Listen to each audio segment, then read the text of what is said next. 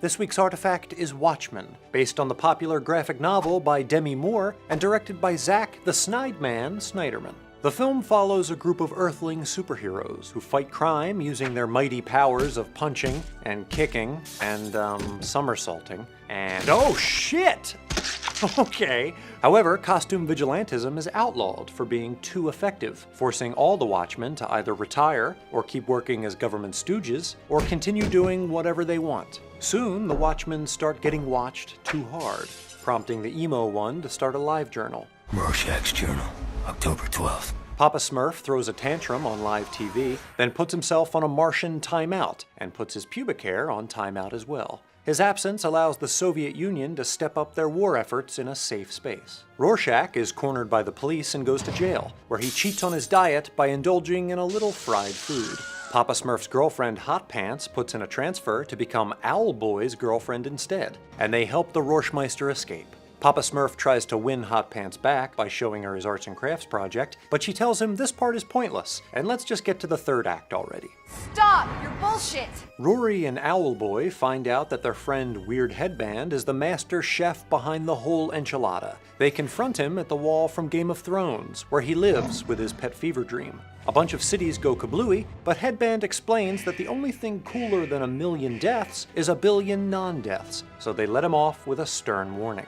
Papa Smurf heads off to another galaxy for a really boring spin-off, and they print Rory's live journal, which turns out to be the screenplay for the hit movie Watchmen.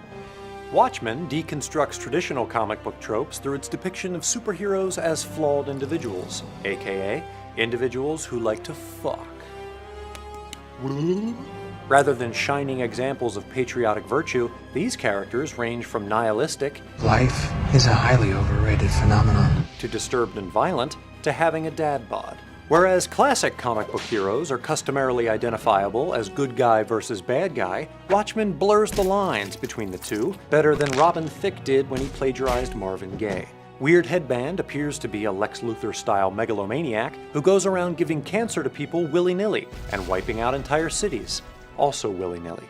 However, his actions successfully avert nuclear war and establish peace. Peace based on a lie. But peace. Nothing willy or nilly about that. Similarly, Rorschach's relentless pursuit of justice could be construed as noble, but his methods are more likely to terrify than to comfort because he's a dirty ginger.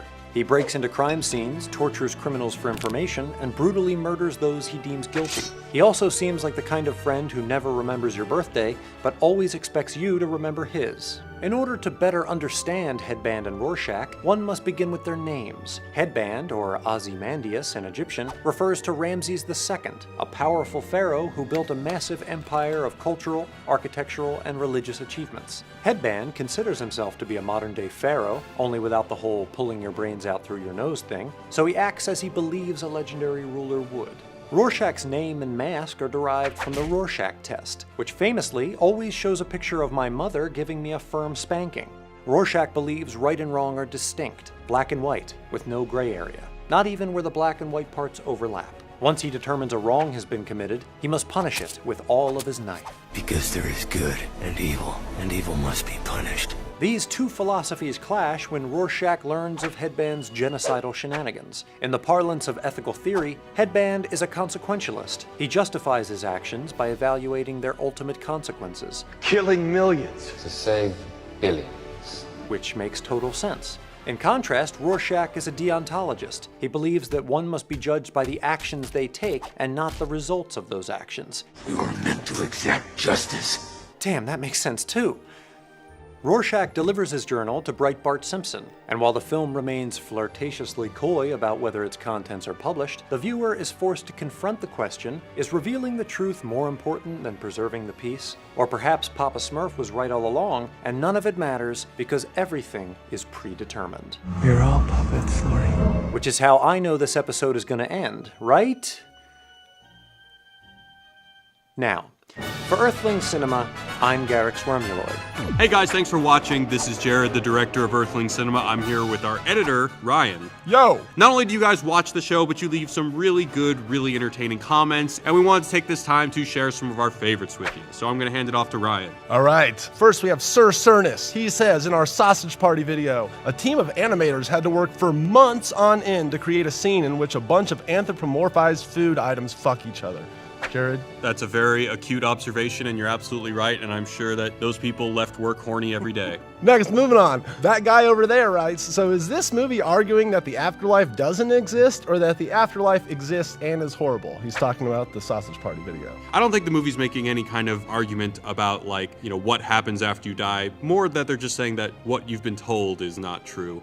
This one from Henry Correa said, am I the only one who thinks garyx wormuloid is actually sexy? Absolutely not. We tell them that every day. Million in seconds says, so I'm an alien, and this is the best channel for me to understand Earthling people? Psh. I don't think there was a psh in that comment. I added the psh. I speak for Mr. Wormuloid, and he is the most robust Earthling academic in the universe. A gentleman by the name of Everything is on Fire said, my dad casually draws pictures of famous people's dicks. He's not a professional or anything, but he's work hard. Jared, do you have anything to add to that?